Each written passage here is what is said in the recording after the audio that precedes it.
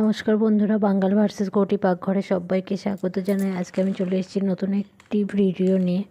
আমি আজকে বানাচ্ছি ব্রেড পকোড়া বা পাউরুটি পকোড়া। ব্রেডগুলোকে আমি এখানে 7-8 পিসের মতন ব্রেড নিয়েছি। ব্রেডগুলো আমি ভালো করে জল দিয়ে একটু ধুয়ে জলটা চেপে নিচ্ছি।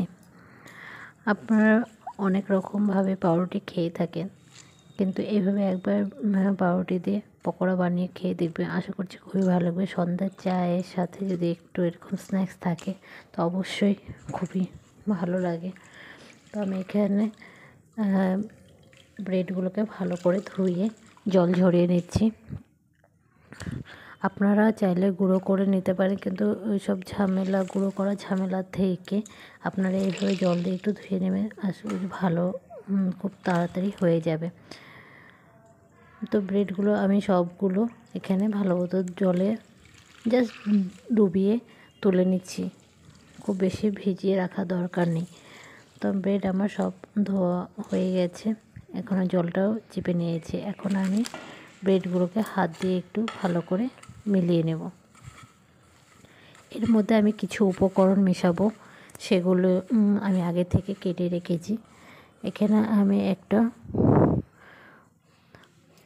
বড় সাইজের পেঁয়াজ ব্যবহার করছি। তো পেঁয়াজটা আমি ছোটো ছোটো করে কেটে রেখেছি। আপনারা আপনাদের পরিমাণ মতো ব্যবহার করবেন। আমি এখানে একটা বড় পেঁয়াজ ইউজ করেছি। এখন আদা রসুন একটু কুচিয়ে আমি ব্যবহার করছি, কাঁচা লঙ্কা আর সামান্য ধনেপাতা আমি দিয়েছি। আপনারা আপনাদের পছন্দ মতো ঝাল আপনারা ব্যবহার করতে পারেন। আর এখানে গুঁড়ো মশলা নিয়েছি, সামান্য হলুদ, লবণ, একটা ভাজা মশলা আর জল। ভাজা মশলার মধ্যে জিরে, ধনে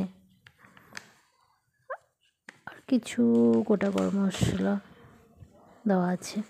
আর এখানে আমি চালের গুঁড়ো ব্যবহার করছি।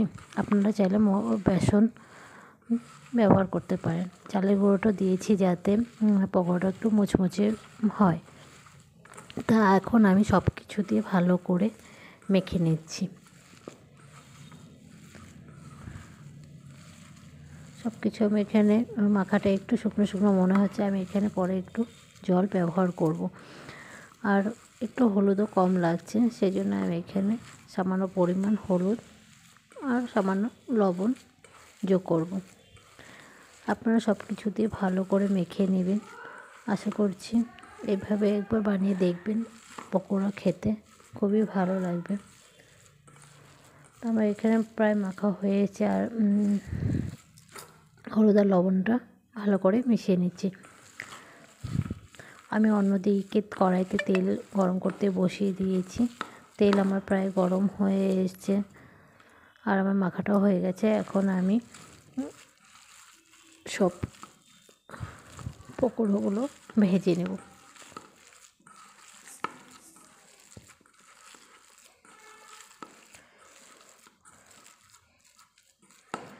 তেল আমার গরম হয়ে এসছে, এখন আমি এক এক করে সব পকোড়াগুলো ভেজে নেব। এই সময় গ্যাসের ফ্লেম মিডিয়াম টু লোতে রাখলেই হবে, খুব বেশি বাড়িয়ে দেবেন না, যাতে পকোড়াগুলো পুড়ে না যায়। সেই জন্য আমি এখন গ্যাসের ফ্লেমটা মিডিয়াম টু লোতে রেখেছি।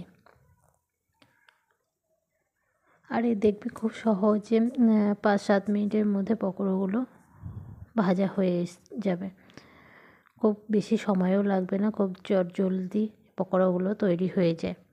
তো আপনারা বাড়িতে একবার বানিয়ে খেয়ে দেখবেন, আশা করছি ভালো লাগবে। আর আমাকে অবশ্যই জানাবেন কেমন লাগলো,